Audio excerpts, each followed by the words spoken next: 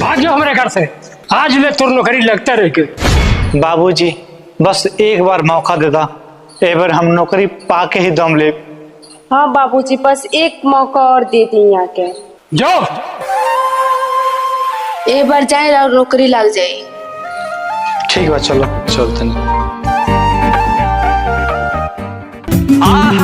बाबूजी एग्जाम निकाल रहे बनी, लेकिन मेरिट लिस्ट खातिर 2 लाख रुपया चाहिए।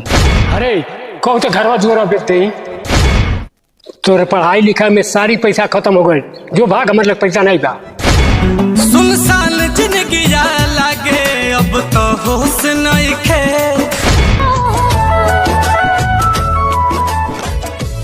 खैली एके बेच के और अपन नौकरी पाली।